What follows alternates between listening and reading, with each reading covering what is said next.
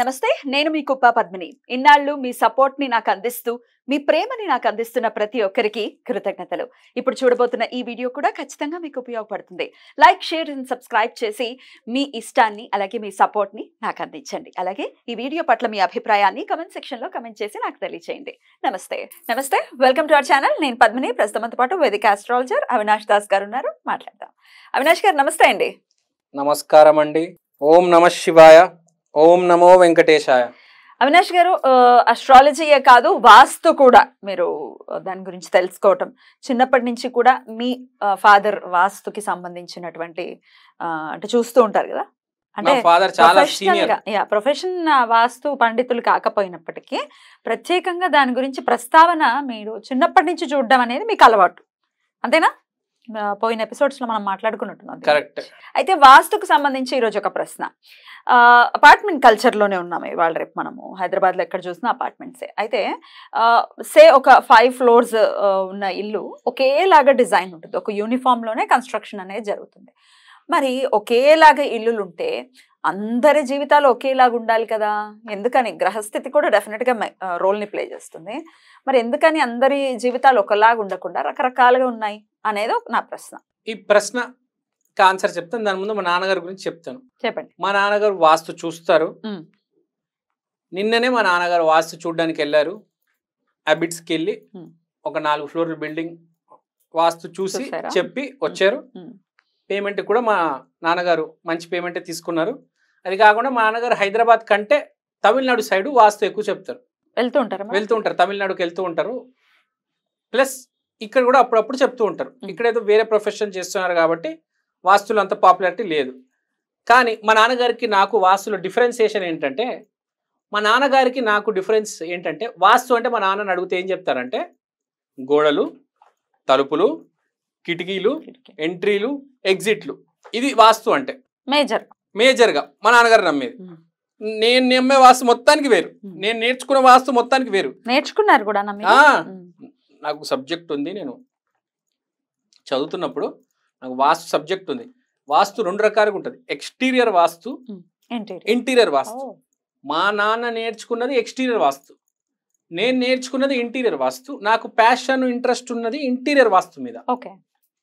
వాస్తు అంటే ఒక 4 గోడలు, 2 కిటికీలు, ఒక తలుపు అనుకుంటాం. అది ఎక్స్టీరియర్గా. శ్రీపాద శ్రీ వల్లభుడు తెలుసా మీకు? ఐడియా ఉన్నారా? ఐడియానే ఏకంగా అడుగుతున్నా. ఆయన దయ వల్ల ఉన్నారండి. ఐడియా ఉండటమే కాదు, వారి వంశంలో కూడా పుట్టేటటువంటి భాగ్యాన్ని కల్పించారు స్వామివారు. ఇప్పుడు దత్తాత్రేయ వారు కానీ, శ్రీపాద శ్రీ వల్లభులు కానీ చెట్టు కింద శిష్యులతో, ఆవు, కుక్క, వాళ్ళందరితో. కానీ వాళ్ళకు కూడా ఒక వాస్తు ఉంటుంది. ఒక చెట్టు కింద నువ్వు కూర్చున్నావు అంటే నీకు కూడా అక్కడ ఒక వాస్తు ఉంటుంది. అసలు వాస్తు అంటే ఏంటంటే 45 దేవతలు, 45 వాస్తు దేవతల ఆరాధన, కల్మినేషన్, ఒక్క ఎనర్జీ. శివుడు ఏమంటాడు, మనకు దేవుళ్ళు ఎంత ముగ్గురే అండి, బ్రహ్మ, విష్ణు, మహేశ్వర. శివుడు చెప్పేది ఒకటి ఉంటుంది, విష్ణు చెప్పేది ఒకటి ఉంటుంది, బ్రహ్మ చెప్పేది ఒకటి ఉంటుంది. ఇవి మనం ఎలా అయితే ఫాలో అవుతామో అలా మన జీవితం ఉంటుంది. వాస్తు దేవతలు కూడా 45 వాస్తు దేవతల్లో ఒక వాస్తు దేవత గురించి వాళ్ళు మనం మాట్లాడబోతున్నాం. ఆర్యమాన్. ఈస్ట్ డైరెక్షన్ ని కంట్రోల్ చేసేది ఆర్యమాన్.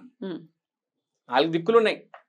ఆర్యమాన్, వివస్వాన్, మిత్ర, బుధర్, 4 దిక్కులు వీళ్ళు కంట్రోల్ చేస్తారు.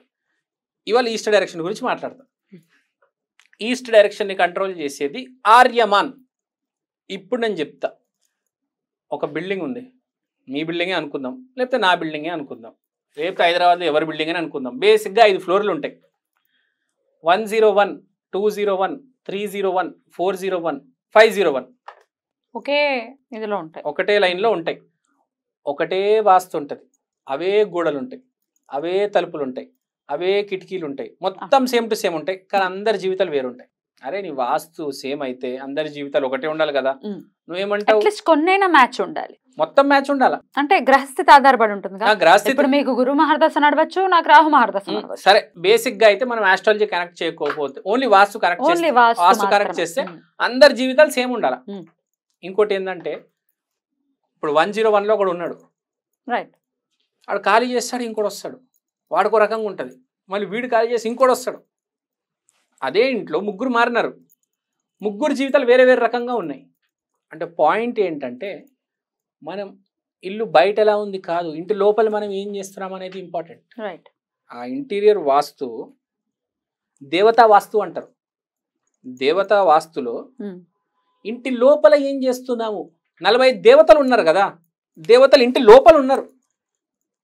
ఆ గోడలకి తలుపులకి కిటికీలకి ఏం ఆనుకొని అలా కూర్చోలేదు, వాళ్ళు లోపల బస చేశారు.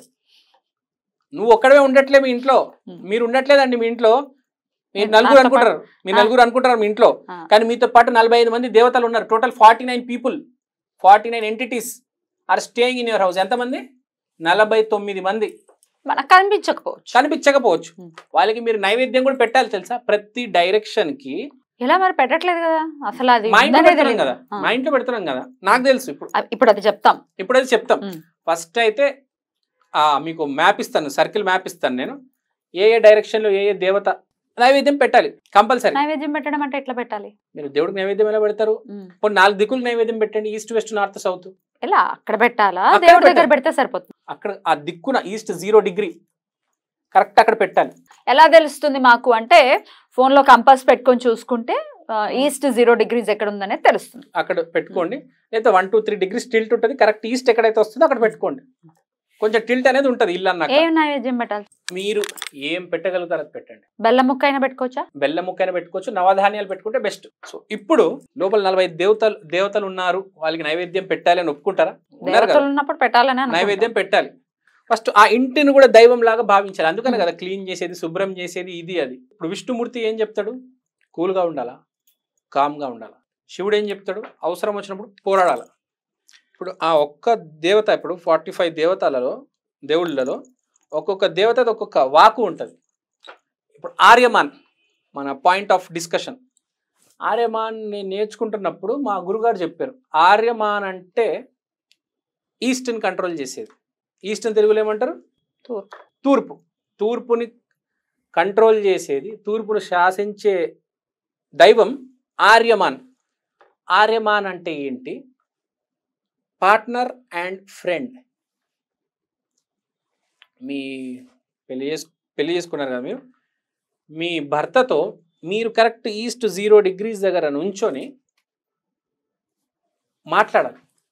ఆర్యమాన్ అంటే పార్ట్నర్షిప్ బేసిక్గా. సో హార్మనీ అనేది బాగా డెవలప్ అవుతుందని అనుకోవచ్చా?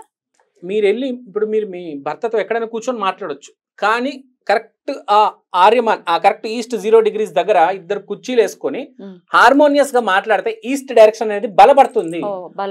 ఆర్యమాన్ ఎనర్జీ అనేది ఎన్హాన్స్ అవుతుంది. ఆర్యమాన్ ఎనర్జీ ఎన్హాన్స్ అయితే, ఈస్ట్ ఎన్హాన్స్ అవుతే సన్ స్ట్రాంగ్ అవుతాడు. సన్ స్ట్రాంగ్ అయితే ఆరోగ్యం, ఫేమ్, అన్ని ఉద్యోగంలో అనుకూలతలు, ఫోకస్. సన్ అంటే ఫోకస్ బేసిక్ గా, అన్ని హెల్త్ అన్ని వస్తాయి.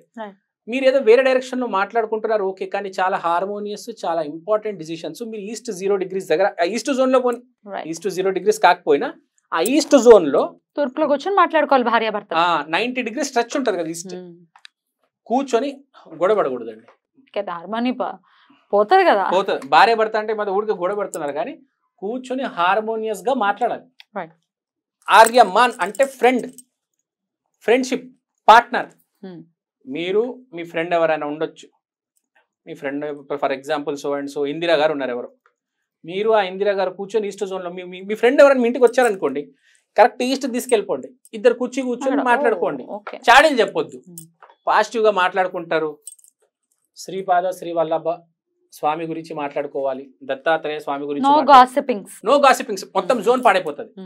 గాసిప్ చేయాలంటే ఆ వేస్టేజ్ జోన్ లో పోయి చేసుకోండి. వేస్టేజ్ జోన్ ఒకటి ఉంటుంది, దాంట్లో పోయి చేసుకోండి, అది చెత్తనే వస్తుంది, దాంట్లో ఇంకేం రాదు.